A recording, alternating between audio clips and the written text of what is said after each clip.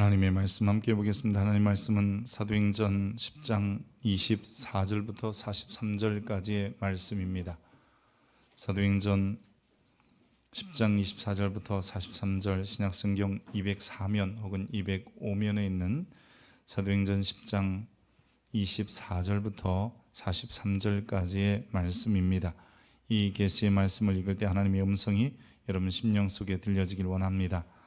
이튿날 가이사랴에 들어가니 고넬료가 그의 친척과 가까운 친구들을 모아 기다리더니 마침 베드로가 들어올 때에 고넬료가 맞아 발 앞에 엎드리어 절하니 베드로가 일으켜 이르되 일어서라, 나도 사람이라 하고 더불어 말하며 들어가 여러 사람이 모인 것을 보고 이르되 유대인으로서 이방인과 교제하며 가까이 하는 것이 위법인 주는 너희도 알거니와 하나님께서 내게 지시하사 아무도 속되다 하거나 깨끗하지 않다 하지 말라 하시기로 부름을 사양하지 아니하고 왔노라. 묻노니 무슨 일로 나를 불렀느냐? 고넬료가 이르되 내가 나흘 전 이맘때까지 내 집에서 제9시 기도를 하는데 갑자기 한 사람이 빛난 옷을 입고 내 앞에 서서 말하되 고넬료야, 하나님이 내 기도를 들으시고 내 구제를 기억하셨으니 사람을 요빠에 보내어 베드로라 하는 시몬을 청하라. 그가 바닷가 무두장이 시몬의 집에 유숙하느니라 하시기로 내가 곧 당신에게 사람을 보내었는데 오셨으니 잘하였나이다. 이제 우리는 주께서 당신에게 명하신 모든 것을 듣고자 하여 다 하나님 앞에 있나이다. 베드로가 입을 열어 말하되 내가 참으로 하나님은 사람의 외모를 보지 아니하시고 각 나라 중 하나님을 경외하며 의를 행하는 사람은 다 받으시는 줄 깨달았도다. 만유의 주 되신 예수 그리스도로 말미암아 화평의 복음을 전하사 이스라엘 자손에게 보내신 말씀 곧 요한이 그 세례를 반포한 후에 갈릴리에서 시작하여 온 유대에 두루 전파된 그것을 너희도 알거니와 하나님이 나사렛 예수에게 성령과 능력을 기름 부듯 하셨음에 그가 두루 다니시며 선한 일을 행하시고 마귀에게 눌린 모든 사람을 고치셨으니 이는 하나님이 함께 하셨습니다. 우리는 유대인의 땅과 예루살렘에서 그가 행하신 모든 일의 증인이라. 그를 그들이 나무에 달아 죽였으나 하나님이 사흘 만에 다시 살리사 나타내시되 모든 백성에게 하신 것이 아니요 오직 미리 택하신 증인 곧 죽은 자 가운데서 부활하신 후 그를 모시고 음식을 먹은 우리에게 하신 것이라. 우리에게 명하사 백성에게 전도하되 하나님이 살아 있는 자와 죽은 자의 재판장으로 정하신 자가 곧 이 사람인 것을 증언하게 하셨고 그에 대하여 모든 선지자도 증언하되 그를 믿는 사람들이 다 그의 이름을 힘입어 죄의 사함을 받는다 하였느니라. 아멘. 이것은 하나님의 말씀입니다. 어렵고 힘든 세상에 살아가면서 친구 하나 있다면 얼마나 힘이 되는지 모릅니다. 그것도 내 중심을 다 말할 수 있는 친구 말입니다. 우정은 비바람을 피할 수 있는 나무라고 하는 격언이 있습니다. 뿐만 아니라 제이 캐슬러라는 사람은 그의 책에서 이렇게 쓴 적이 있어요. 내 인생에 있어서 여러 목표들 중 하나는 내 관의 손잡이를 기꺼이 잡아줄 8명의 남자를 만나는 것이다. 자기 관 마지막 가는 길 함께 해줄 친구가 있는 것이 자기에게 있어서 하나의 목표다. 여러분, 사울이라는 사람의 아들 요나단이 궁중에서 다윗을 만나고 가깝게 지내면서 좋은 친구 사이가 되었지요. 이 다윗이 골리앗을 물리치자 사람들은 왕 사울보다는 다윗을 더 높이게 되어서 왕이 이제 곧 다윗이 될 것 같은 이런 마음들을 갖기 시작했습니다. 사울은 다윗을 경계하기 시작했고 그를 죽이려고까지 해요. 하지만 그의 아들 요나단, 즉 다윗과 친구 삼은 이 요나단이 아버지에게 뭐라고 그러냐면 어찌 무고한 다윗을 죽여 무죄한 피를 흘려 범죄하려고 합니까? 라고까지 아버지에게 얘기하면서 이 요나단이 다윗에 대한 우정 혹은 다윗을 사랑하는 마음을 표현하게 됩니다. 훗날 다윗은 왕이 되었고 또 요나단은 결국 전사했다는 소식도 듣게 됩니다. 하지만 이 다윗은 자기에게 은혜를 베푼 이 요나단에게 무언가 갚기를 원했는데 찾아보고 알아보니까 이 요나단의 아들 무비보셋이라는 아들이 있는데 두 다리를 다 저는 친구였습니다. 그래서 자기에게 베푼 은혜를 그 무비보셋 자기 친구의 아들에게 은혜를 베풀려고 했고, 그 은혜에게 베푸는 마음으로 이 무비보셋을 왕자들처럼 대우하고요, 같이 그 식탁에 앉게 했으며 또 요나단이 가졌던 재산도 다 찾아 주었습니다. 요나단도 아버지와 친구 사이에 왜 고민을 하지 않았겠습니까? 누구 편을 들어야 좋은가? 그러나 요나단의 선택은 아버지냐 친구냐의 문제가 아니라 누가 옳은가를 선택하고 결정했다는 것이죠. 요나단은 하나님 앞에서 인정받을 수 있는 정의를 선택했고, 그것이 오히려 다윗을 돕는 것이다 라고 여겼던 것이죠. 두 사람은 분명 다른 환경 속에서도 좋은 친구, 또 그 좋은 친구 때문에 생명도 유지했고, 또 좋은 친구 때문에 왕도 되었을 뿐만 아니라 후일에는 좋은 친구들 때문에 자기가 세상에 남겨놓은 아들이 보호받게 되기도 했습니다. 이렇게 좋은 사람을 주변에 두는 것은 참 행복한 일이라 생각합니다. 우리가 자녀 때문에 복음을 듣기도 하고, 친구나 선생님 때문에 복음을 듣기도 하고, 또 여러 경로를 통해서 복음을 만나게 됩니다. 근데 우리가 그동안 친구 때문에 혹은 자녀 때문에 복음을 들은 사람 이야기를 들었다면, 오늘은 이제 친구로 인하여 복음을 듣는 그런 이야기를 좀 해보려고 합니다. 고넬료는 가이사라 지역에 파견된 로마 군인이고 백부장이었습니다. 이 가이사라라고 하는 지역은 로마 총독의 관저가 있는 곳입니다. 그러니까 이 팔레스타인 지역의 총행정의 중심 도시가 이 가이사라, 혹은 나중에 이제 가이사라 빌립보라고 불리게 되고요. 이곳은 이 백부장으로 이곳에 있었다는 것은 총독의 친위대 혹은 총독을 보호하는 그런 사람이고요. 백부장이라고 하면 오늘날로 얘기하면 굳이 이 초급 장교, 한 중대장쯤 되는 계급입니다. 고넬료라는 사람은 초급 장교라고 하더라도 이 총독 직속 부대의 중대장쯤 됐고, 이 당시에 많은 군대가 가이사라에 주둔한 것이 아니었기 때문에 직속 부대의 이 장교로서의 위상과 권세는 대단했던 사람입니다. 근데 여러분, 성경이 그 고넬료에 대해서 뭐라고 언급하고 있냐면요, 오늘 우리가 읽진 않았습니다만 사도행전 10장 2절에 보면 그가 경건하여 온 집안과 더불어 하나님을 경외하며 백성을 많이 구제하고 하나님께 항상 기도했던 사람이다 라고 기록하고 있습니다.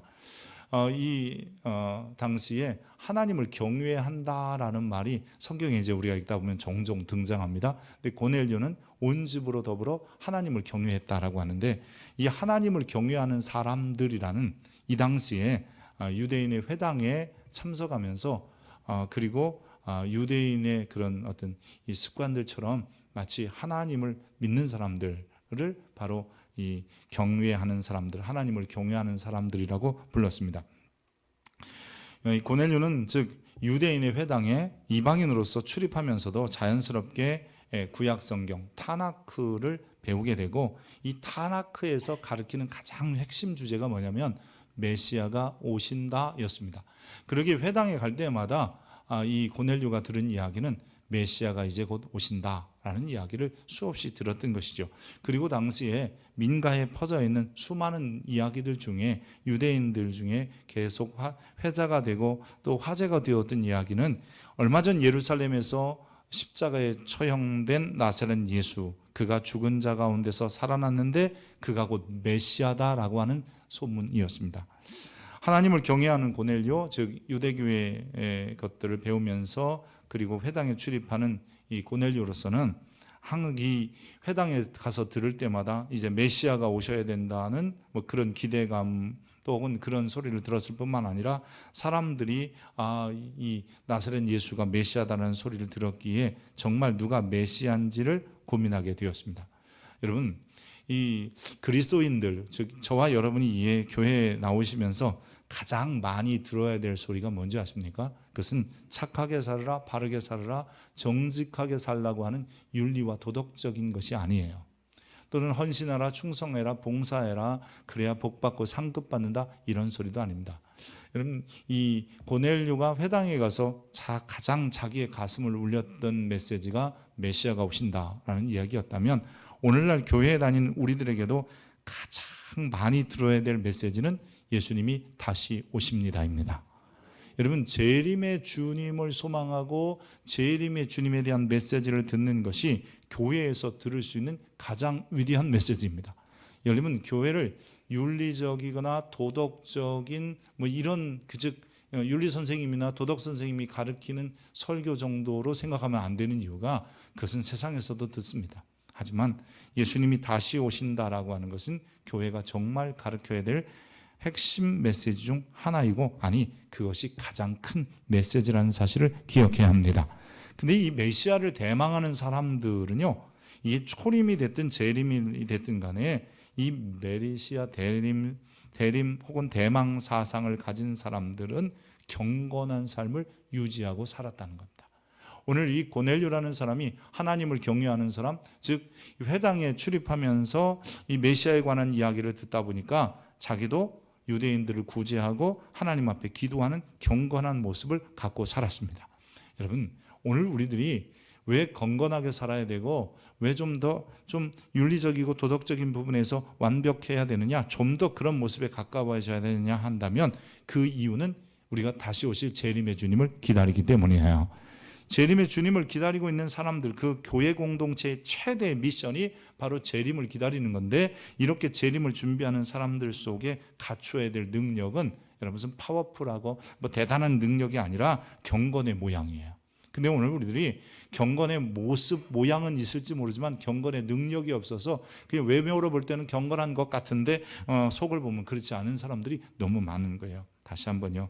하나님은 경건한 사람을 부르셔서 일을 하시고, 경건한 자들에게 은혜도 베푸시고, 경건한 자들에게 세상에 오시는 것도 보여주셨습니다. 심지어 초림을 보면요, 경건한 자들이 예수님의 초림을 기다리고 맞이하게 됩니다. 그 대표적인 사람이 우리가 잘 아는 것처럼 요셉이나 아니면 마리아, 그리고 세례 요한 같은 사람입니다. 하지만 예수님이 막 태어나서 할례받기 위하여 성전에 올라가셨을 때 예수님을 만난 두 사람이 있어요. 시므온과 안나라고 하는 할머니인데, 이 두 사람에 대해서 성경이 뭐라고 표현하느냐면요, 예루살렘에 시므온이라는 한 사람이 있으니 이 사람은 의롭고 경건하여 이스라엘의 위로를 기다리는 자라, 성령이 그 위에 계시더라. 그가 바로 예수님을 품에 안을 수 있는 특권을 누리게 돼요. 또 안나라는 여선지자는 과부가 되어 84세가 돼요. 90이 다 된 할머니예요. 근데 이분이 성전을 떠나지 아니하고 주야로 금식하며 기도하면서 섬겼더니, 그러다가 예수님이 성전에 올라오시는 것을 보게 되는 겁니다. 여러분, 주님이 다시 오실 것을 기다리는 우리라면 우리에게 필요한 것은 경건의 능력이에요. 즉 우리를 경건하게 만드는 것은 다른 것이 아니에요. 우리에게 사람이 좋아서, 인격이 좋아서, 성품이 좋아서가 아니라, 주님의 재림을 기다리는 사람은 경건을 나타내며 경건한 자의 삶을 살아야 돼요. 이 경건한 모습 중에 하나가 구제고, 오늘 고넬료에게는 기도하는 것이었고, 또 안나 선지자에게는 금식하고 섬기는 것이었고, 또 이 시몬 같은 사람들은 이 성령님과 동행하며 주님의 위로를 묵묵히 기다리는 모습이었어요. 어떤 모습이든지 간에 우리는 분명한 것은 재림을 대망하는 사람들에게 있어서는 경건의 모습들이 드러나야 한다는 겁니다. 고넬료가는 여느 때와 같이 하나님 앞에 기도하고 있던 상황 속에서 하나님의 사자가 그에게 나타났습니다. 오늘 보면 4절 5절인데 고넬료가 천사가 나타나는 것을 보고 주목하여 보면서 무슨 일입니까? 깜짝 놀랐을 거 아니에요? 그랬더니 천사가 뭐라냐면, 내 기도와 구제가 하나님 앞에 상달되어 기억한 바 됐다라고 얘기합니다. 즉 너의 구제 그리고 기도하는 그 경건한 삶이 하나님께서 보시고, 하나님께서 그래 이 정도면 괜찮다 하고 응답하신다는 거예요. 그러면서 뭐라고 그러냐면, 지금 사람들을 욥바라는 곳에 도시에 보내서 베드로라고 하는 사람을 좀 청해서 너가 무언가 들어라 라고 하는 겁니다. 무언가 들으라고 그랬겠어요? 당연히 저는 구제와 기도하는 사람이었지만, 그런 경건의 삶을 살고 있었지만, 그 경건의 삶보다 삶에 중요한 것이 하나가 있다면 바로 메시아에 대해 확실히 알아야 된다는 거예요. 다시 한번요. 경건한 것은 메시아를 기다렸기 때문에 경건한 삶을 살아왔지만 누가 메시아인지 알지 못했던 고넬료에게 천사가 그렇게 알려주는 거예요. 요바에 있는 베드로라는 사람을 청해서 메시아가 누군지 확실히 알라라고 이야기하는 거죠. 여러분, 주님께서 기도와 구제를 들었다는 뜻이 아니라 이 본문의 의미는 뭐냐면 경건한 생활을 통해서 메시아를 기다리고 있는 그 중심을 주님이 받으셨다는 거고, 그 중심을 받으셨기에 그에게 메시아에 관하여 듣고 믿을 수 있는 길을 주신 겁니다. 고넬료는 자신과 같은 경건한 사람을 보냈고 그 베드로를 정중히 모셔오도록 했습니다. 고넬료의 관심은 회당에서도 들었고 지금 사람들 속에 퍼져 있는 이 메시아에 관한 이야기였습니다. 즉 나사렛 예수가 정말 메시아인지 아닌지 그는 확인하고 싶었고, 만약 그가 메시아라면 당연히 믿고 따라야 된다는 것을 생각했기 때문입니다. 그는 베드로를 모시러 보낸 즉 자기의 하인과 종에게 뭐라고 얘기했냐면, 혹시나 베드로가 왜 나를 고넬료라는 사람이 청했느냐라고 묻거든 가서 이야기를 해라. 뭐라고 그랬냐면 메시아에 대한 이야기를 내가 듣길 원해서입니다라고 말하라고 했습니다. 실제로 오늘 보면 33절에 보면 33절 한번 보여줘 보세요. 베드로의 집에 이 고넬료의 집에 도착한 베드로에게 이렇게 말합니다. 내가 곧 당신에게 사람을 보내었는데 오셨으니 참 잘했습니다. 이제 나는 당신에게 명하신, 주님께서 당신에게 명하신 그 모든 것을 듣고자 내가 다 하나님 앞에 있습니다. 즉 자기가 베드로를 부른 이유가 뭐냐면 주께서 베드로에게 명하신 그 모든 말들을 듣고 싶었다라고 이야기하는 겁니다. 여러분, 고넬료가 베드로를 청하고 그리고 나서 베드로에게 뭐라 하냐면 주께서 당신에게 명하신, 이 주님이 그가 경외하던 하나님이든 아니면 이 세상에 오신 예수님이든지 간에 최소한 그는 예수님이든 하나님이든 그분들에게 주라는 표현을 썼다는 거예요. 여러분, 이 주라는 표현은 쉬운 표현이 아닙니다. 우리는 그저 주 그러면 혹여나 혹시 여러분들도 주인이라는 생각을 갖는 분이 있는데, 사실 이 주인이라는 표현보다 이 헬라어의 퀴리오스라는 말은 영어로 굳이 번역하면 the Lord예요. 즉 이거는 황제 이런 의미예요. 그러니까 이 가이사 혹은 우리말로 주군 이렇게 표현하면 한자로도 좀 더 이해가 쉽게 될 거라고 생각하고요. 로마인들은 황제 외에는 퀴리오스가 없었어요. 그러니까 주가 없는 거예요. 그 황제가 최고의 주예요. 그냥 마스터라고 하는 그냥 나리 이런 정도의 의미가 아니라 여기에 퀴리오스라고 쓰고 있는 겁니다. 그런데 고넬료가 이 주께서라고 한다면 최소한 그분이 예수님이든 아니면 자기가 이 회당에 출입하면서 믿었던 하나님이든 그분이 당신에게 무언가 말씀하셨을 것이고 그 말씀한 얘기를 내가 듣고 싶습니다라고 하는 것이죠. 여기서 퀴리오스라는 말을 다시 한번 생각해 보면요, 이 유대인들은 이 주라는 말을 하나님에게, 야훼에만 썼단 말이에요. 로마 사람들은 황제에게만 쓰게 돼요. 근데 이 로마에서 그리스도인들이 많은 박해를 받게 되는데, 박해를 받은 이유가 뭐냐라고 얘기하면요, 이런 거예요. 저들이 주라고 부르는 사람이 황제 말고 또 다른 사람이 있더라는 거예요. 그게 나사렛 예수라는 거예요. 그래서 그리스도인들은 황제를 섬기는 사람들이 아니다, 즉 황제를 거부하는 사람들이다라고 해서 박해를 받게 되는 원인 중에 하나가 거기에 있어요. 그러기에 이 주라는 말을 쉽게 표현할 수 없는데, 이 고넬료는 주라는 말을, 즉 이 베드로에게 무언가 말씀하신 분은 주다 그러면 이곳에서는 예수를 이미 주라고 표현하고 있는 것이고, 또 혹은 그렇지 않더라도 최소한 하나님께서 그에게 가르쳐 주신 말씀이라면 이 야훼 하나님께서 주라는 생각을 가지고 있었던 것이죠. 여러분, 주라는 소리, 이것은 쉬운 일은 아니지만 주라는 소리를 한다는 것은 뭐냐면 그 주가 원하시는 삶을 살겠다는 것이고, 그가 원하는 말을 내가 듣겠다는 거예요. 여러분의 주는 누구이십니까? 여러분의 퀴리오스는 누구입니까? 그분이 예수이십니까? 그분이 하나님이십니까? 우리는 종종 부유함, 명예나 인기, 권력이나 힘, 쾌락이나 재미 이런 것들이 우리의 주권자 되게 하는 경우가 너무나 많아요. 즉 주권자라는 말은 뭐냐면 그것들을 위하여 사는 겁니다. 만약에 우리의 퀴리오스가 예수라면 우리는 예수 위에 살아야 되는 것이며, 우리의 퀴리오스가 하나님이면 우리는 하나님을 위하여 사는 자들이 되어야 합니다. 아멘입니까? 그런데 우리는 우리의 부유함이나 아니면 명예나 인기나 권력이나 힘이나 아니면 무슨 재미, 즐거움들을 위하여 사는 경우가 많아요. 그게 필요 없다는 뜻이 아니에요. 그것도 우리에게 다 필요합니다. 그러나 최소한 그것들은 우리의 퀴리오스가 아니라 우리의 주가 아니라는 겁니다. 여러분, 만약에 이런 것들이 자꾸 우리의 주가 되면 경건의 모양은 우리에게 자꾸 빠지고 경건의 능력은 사라지게끔 되어 있습니다. 하지만 예수가 우리의 주가 되고 하나님이 우리의 주인이 되었으면 우리는 그 안에서 새로운 재미와 즐거움을 누리게 되는 거예요. 여러분, 우리가 잘 아는 것처럼 내가 추구하고 성취하고 싶은 것들을 성취해 나갈 때 행복이고 재미가 있는 거거든요. 근데 여러분, 이런 소리 많이 들으셨죠? 예수 믿어서 무슨 재미가 있냐? 교회 다니는 사람 재미도 하나 없을 것 같다. 근데 그런 소리를 들을 때마다 여러분 이런 생각 안 들어요? 나는 나 나름대로 행복이 있는데? 나 나름대로 즐거움이 있는데? 이게 뭐냐면 내가 추구하고 내가 성취해가고 싶은 일이 이루어질 때 행복이기 때문에 내가 신앙생활 안에서 그런 것을 누려가고 그것을 얻어가고 있기 때문에 그런 마음이 드는 겁니다.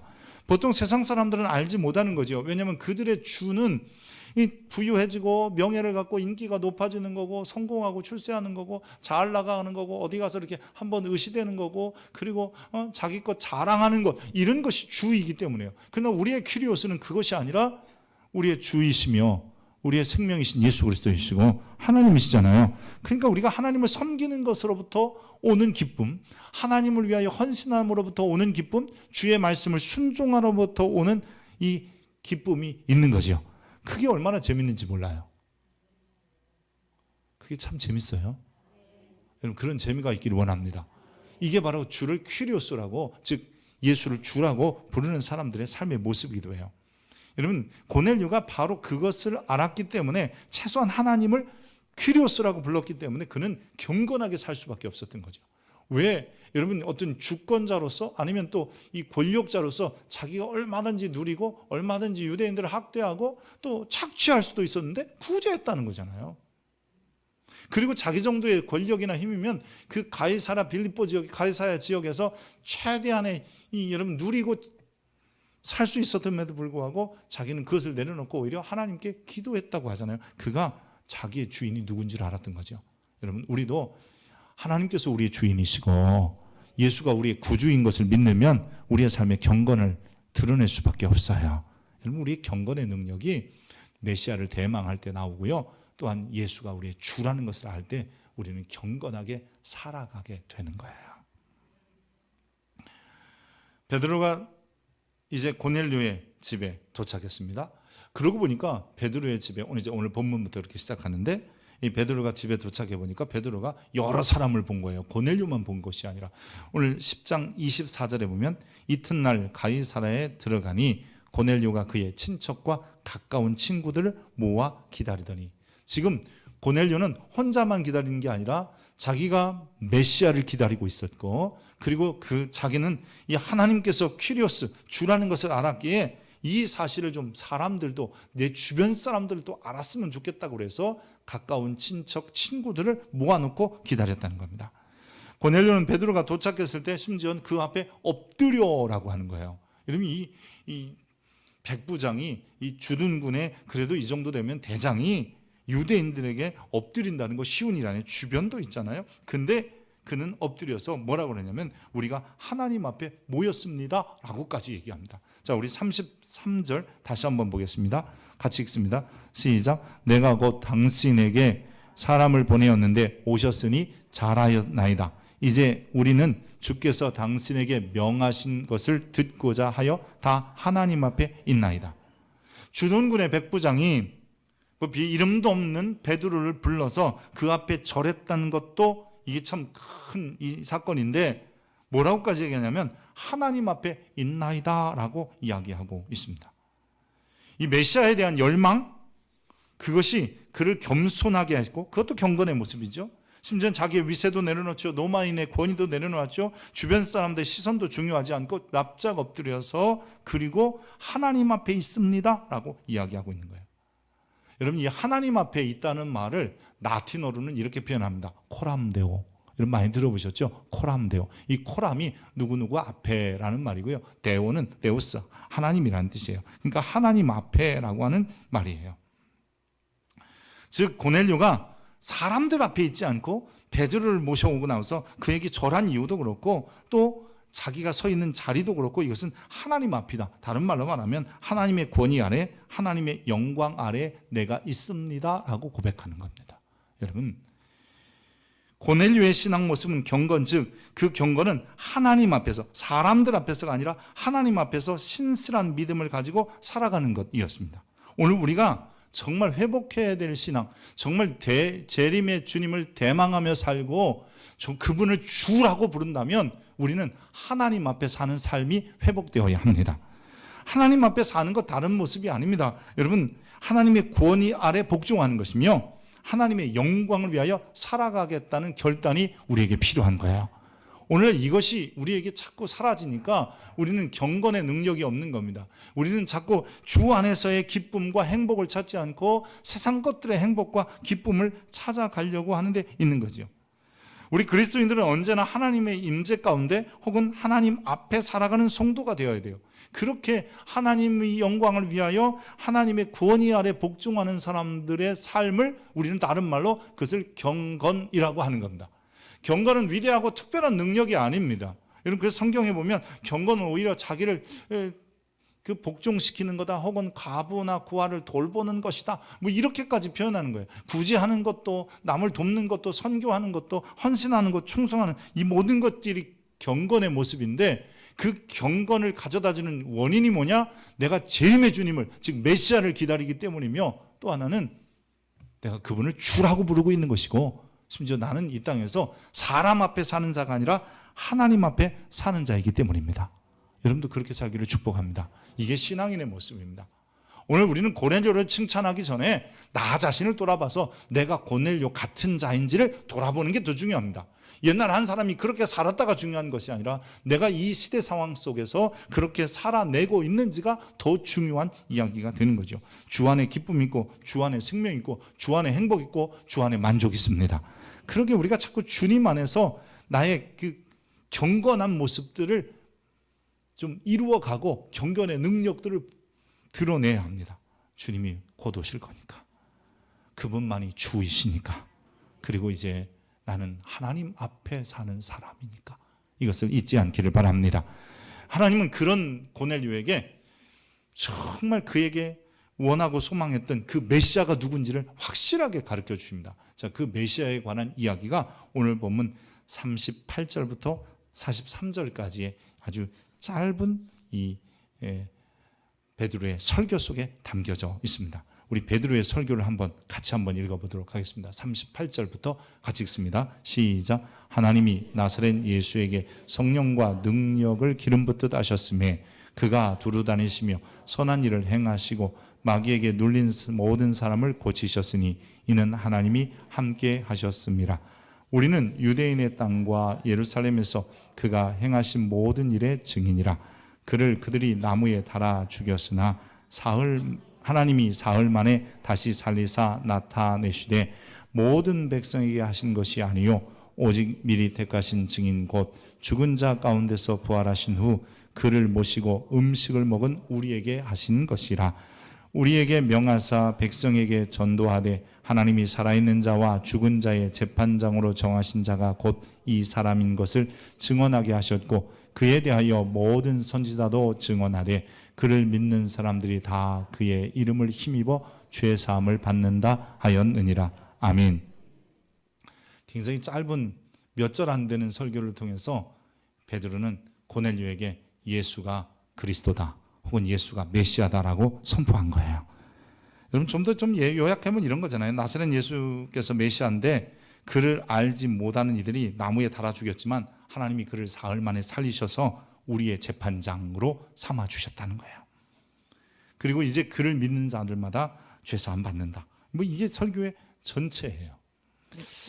요즘 저도 굉장히 고민하는 중에 하나가 뭐냐면, 이 짧게 하는 설교가 명설교다. 그래서 요즘 배웁니다. 왜냐면 지난주에 이 빌립보 감옥에서 바울이 간수에게 아주 짧은 메시지 하나를 전해요. 근데 그것이 그와 그 집안을 구원해요. 그 메시지가 뭐예요? 한번 해봅시다. 주 예수를 믿으라. 그거밖에 없더라고요.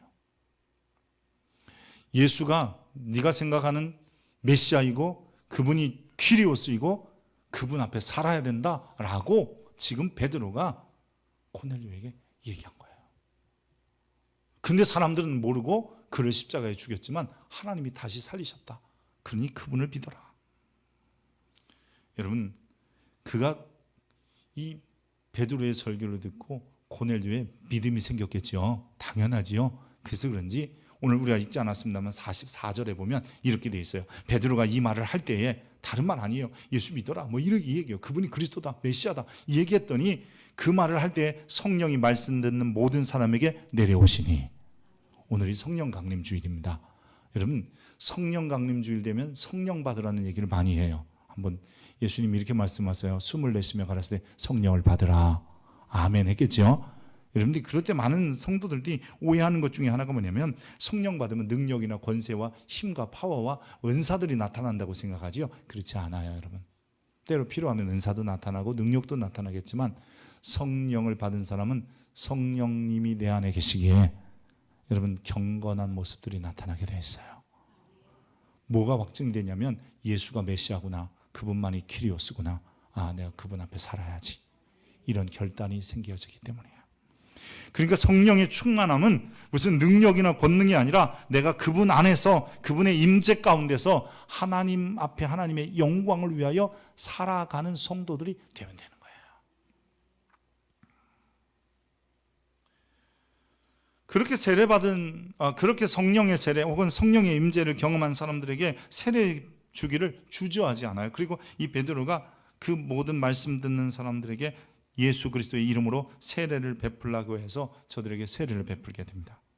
성령의 임재로 방언도 나타났고요. 저들이 또 세례도 받게 되었고 이제는 그와 함께 모였던 고넬료와 함께 모였던 친척과 가까운 친구들이 다 예수가 그리스도라는 것을 알게 되었습니다. 이 사건은 놀랍게도요, 이 고넬료와 그리고 베드로가 이 세례 주는 이 사건을 통해서 이방 선교의 길이 열리게 됩니다.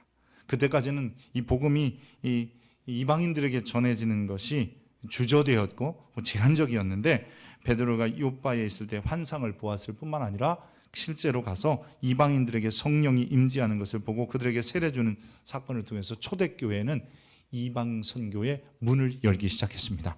이제 베드로와 그리고 이 후에 등장하는 바울을 통해서 수많은 사람들이, 수많은 이방인들이 예수 그분이 메시아구나, 아 그분이 퀴리오스구나, 아 그분 앞에 살아야 되는 것을 배우기 시작했습니다.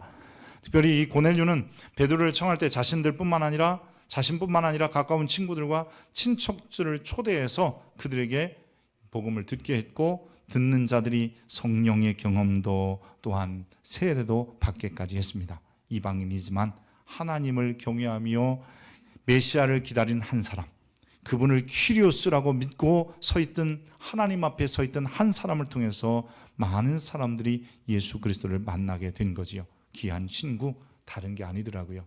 우리에게 가장 좋은 것을 주는 친구는 나를 바로 예수 앞에 나가 경건한 삶으로 인도하는 사람입니다.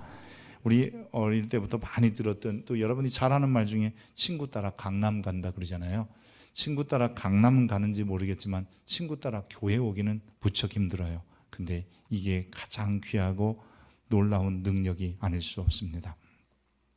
친구 중에 최고의 친구, 최고의 벗은 그 친구로 말미암아 내가 예수를 메시아로 만나 재림의 주님을 기다리는 것이고 그분을 퀴리오스로 부르며 살아가는 것이며 더 나아가서 그분 앞에 경건한 자의 삶을 갖게 하는 그 친구가 최고의 친구입니다.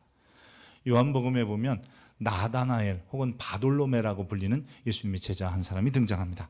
그가 아직 주님을 알지 못했을 때 그는 경건한 사람이어서 간사함도 없고 그리고 무화과나무 밑에서 독경, 성경을 읽거나 기도하는 사람이었습니다.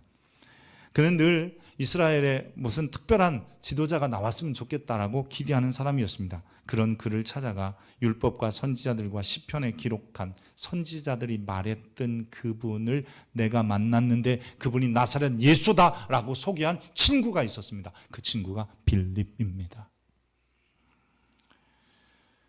이 빌립을 통해서 나다나엘이 예수님을 만나게 되고 결국 예수님의 제자가 되었습니다. 나다나엘에게 있어 가장 귀한 친구는 자기 인생 가운데서 메시아를 소개해 준 빌립이 아니었겠습니까? 고넬료로 인해서 가까운 친척과 친구들이 예수 그리스도의 복음을 듣게 되었다면 고넬료가 가진 권력으로 그들을 보호하고 자기가 가진 재산으로 좀 도와주고 이것 이상의 위대함을 발견하게 된 것이죠. 빌립에 의해 메시아를 만난 나다나엘 역시 최고의 선물을 받아서 예수님의 제자 중 한 사람으로 우뚝 설 수 있었던 것이죠. 여러분, 왜 그렇게 예수님을 소개하는 게 중요한 것이냐? 복음은 생명이고 또한 생명을 주는 것이 최고의 사랑이기 때문입니다. 요한복음 15장 13절에 보면 사람이 친구를 위하여 자기 목숨을 버리면 이보다 큰 사랑이 없다라는 기록이 있습니다. 예수님은 우리의 최고의 친구로 세상에 오셨고 우리를 위하여 십자가의 생명을 내어주시기까지 했잖아요. 그래서 우리에게 생명을 주셨습니다. 이제 우리가 그 예수님을 만났다면 이제 우리도 또한, 아니면 나도 어떤 친구 때문에 복음을 들었다면 이제 나도 나 때문에 누군가에게 복음을 전해서 그들 역시 경건의 삶을 살도록 하는 것이 이 시대의 우리의 사명들 아니겠습니까? 1800년대에 영국의 참 이게 시끄럽고 암울한 시대에 민중에게 등불 같은 존재가 한 사람이 있었습니다. 그 사람 이름이 찰스 킹슬리입니다. 이 찰스 킹슬리는 나라가 어지러운 중에서도 희망을 찾고 얘기했어요. 그러니까 사람들이 물어보는 거죠. 어떻게 이렇게 인생을 아름답고 가치 있게 살 수 있습니까? 그 비결이 뭡니까? 라고 이 찰스 킹슬리에게 묻는 거예요. 지기자들이. 이 찰스 킹슬리가 이 대답을 듣고 이 질문을 듣고 이렇게 대답했어요. 사람은 친구의 영향을 받게 됩니다. 내게 귀한 친구가 있는데 그 친구 때문입니다. 그 친구는 예수 그리스도십니다. 라고 얘기했답니다. 사람이 친구를 위하여 자기 목숨을 버리면 그래요. 예수님이 우리를 위하여 목숨까지 버려주신 분이잖아요. 그리고 우리를 살려주셨잖아요. 그렇다면 이제 우리도 누군가의 좋은 친구가 되어야 합니다. 우리 주변에 우리를 향하여 손 벌리는 사람은 없습니까? 나 좀 잡아달라고, 나 좀 한 번만 보아달라고 말하는 사람은 없습니까? 오히려 그들에게 외면하지 말고 그들의 손을 붙잡아 줄 수 있는 여러분이 되었으면 좋겠습니다. 그래야 오히려 나 때문에 그 친구들이 마치 고넬료 때문에 친척과 가까운 친구들이 구원받은 것처럼 나 때문에 구원받는 사람이 일어나야 내가 지금 당장 조금 도와주고 조금 위로해 주는 것 이상의 먼 날 돌아보면 그것이 가장 큰 사랑이요 고귀한 선물이었다는 것을 발견하게 될 것입니다. 사랑하는 성도 여러분, 여러분 때문에 예수 믿는 자가 생기기를 주의 이름으로 축복합니다. 기도하겠습니다. 주님, 이제 곧 오실 것을 믿기에 나는 경건히 살지 않을 수 없습니다. 예수님만이 나의 유일한 구주이시기에, 큐리오스이기에 주님 안에서 주님 앞에서 살 수밖에 없으며 오직 하나님 앞에 하나님의 영광과 권위 아래 복종하며 살기를 다짐합니다. 그렇게 살아가야 되는 이유는 바로 메시아를 만나기 위해서이며 메시아를 만났기 때문이며 또한 메시아를 전하기 위함입니다. 사랑하는 우리 믿음의 권속들이 주님을 만났기에 또한 이제 다시 한번 누군가에게 예수 그리스도를 메시아이신 예수님을 전하며 살게 하여 주옵소서. 감사합니다. 예수님 이름으로 기도합니다. 아멘.